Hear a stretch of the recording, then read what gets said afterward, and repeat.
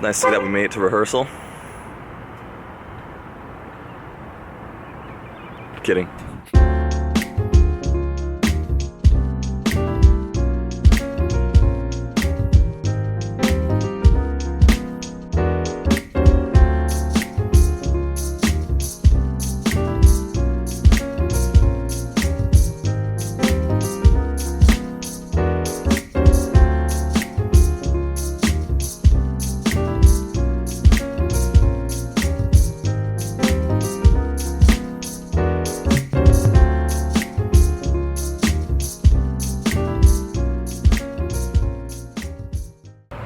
What's up, everybody? Welcome to this channel. Welcome to the series and this episode. This is 22 on Tour.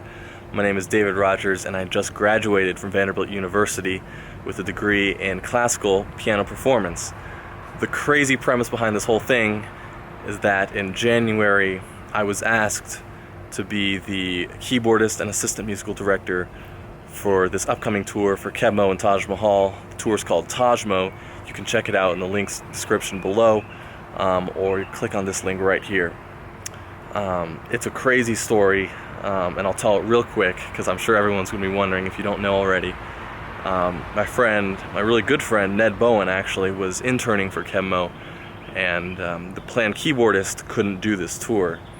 And so it was a Friday, and Kevin found out this news and was going to handle it later, maybe on Monday or so, but Ned was in the studio that day, and so Ned shows Kebmo some of my videos and tells him about me, and the next thing I know, I get a call from Kebmo, and he asked me to come down to the studio. So the next week I do, and we just hang out for the day. We talk a lot and we play a bit, and at the end of the day, he just looks at me and he says, "David, do you have any reservations about this gig?"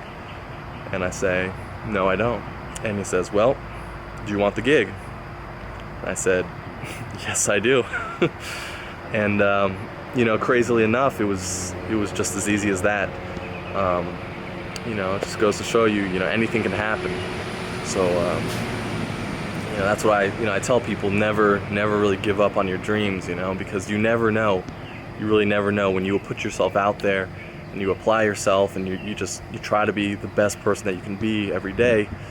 You never know what kind of opportunities will present themselves. So that's the whole premise behind this entire thing. We're not in Nashville anymore, and certainly not in Colorado. This is actually sunny Southern California. Staying at my parents' home for a few days before I fly out. Actually, I fly out tomorrow from Burbank, and we'll fly to Denver, and we'll have a day of rehearsal in Fort Collins, and then we'll actually hit the next night in Fort Collins for our first show. So it's super exciting. And I'm just so excited to share all these things with you and document the whole process. Rehearsals were really great. I really enjoyed them. They were really intense. They were about 12 to 15 hours in length. They would start pretty early in the morning. By early I mean 10 o'clock, 10:30. But sometimes that feels pretty early, especially when you're going to bed really late after a long day. And they were great. Super long and intense, as I said, but I think that speaks volumes about the level of work ethic and dedication and reverence that Kevin, Kebmo, and Taj both have for their craft. They completely understand that when people come to a show, those people are spending their hard-earned money. Those people are taking time out of their night or their day to come see this music. And in some cases, even they're hiring babysitters or people to look after their dogs or other pets during that time. So they understand that people are making an effort when they go out and make it a night.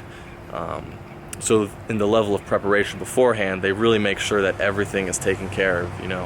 They think through every single thing in the set. They think through every single detail. And for me as a young musician, seeing that is extremely inspiring and insightful, to say the least. Rehearsals were really fun.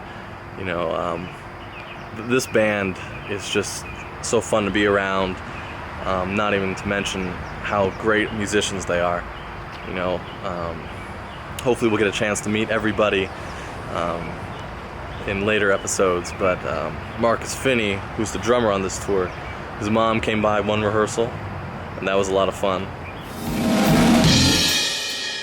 The eagle flies on Friday.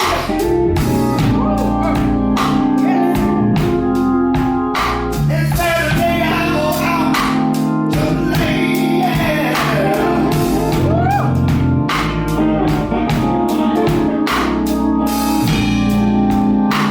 The eagle flies on Friday.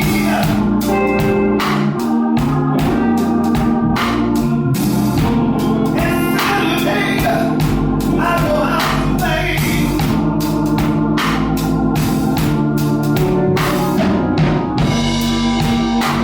Sunday I go to church. And I get down on my knees and I pray.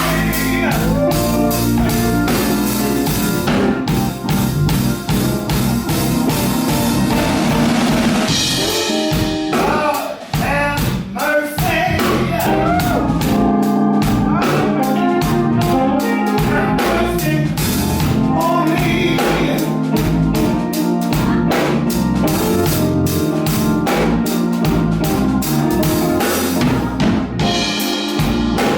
Lord, have mercy.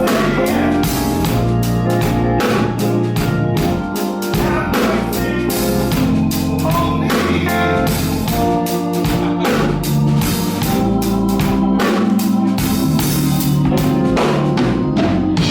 I've been trying to find my baby.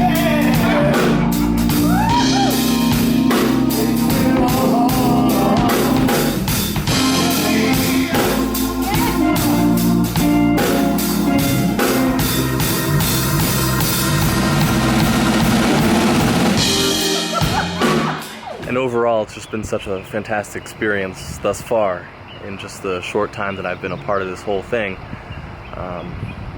Working with everybody, you know, seeing how it's done, and you know, I still pinch myself once in a while, you know, because I really do feel like a kid in a candy store with this opportunity and just these experiences. It feels surreal, you know, and so I feel like the least I can do is share these, which is another reason why I'm documenting this whole thing. I'm going to try to keep it short. I know this episode is probably going to be over 10 minutes long, but I'm going to try to keep this first one shorter than following episodes. So that's all I have for now. I have one more clip, actually, and I'm going to roll that now. And I hope you enjoy that. But till next time, hope you enjoyed this video. Give it a thumbs up, share it, subscribe to the channel if you haven't already, and catch you next time. David, what are we doing? Man, we're just like hanging after rehearsal. Yeah? Yeah. How's rehearsal today? Dude, every rehearsal, every day is getting better and better, man. Yeah? It's coming together. It's gonna be Highs and lows of today. highs and lows. Alright, let's see. Highs. Man, the band is starting to sound like a band. I think that's the highs, the music. The music Yeah. is high. We're starting to listen a little bit more. I think it's weird when you're putting a band together with musicians who not necessarily have all played together before. It's like there's such a focus on getting my part right. You know, like I need to make my part right. But this is music. I think music in general, but especially this music, is a collective experience. So it's not about, you know, getting your part right. It's about the conversation.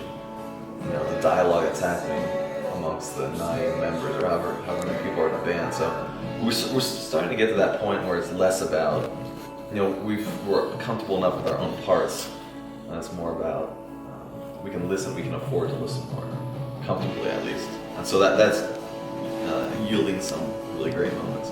Yeah. Lows, man. I have to play an accordion. Spoiler alert.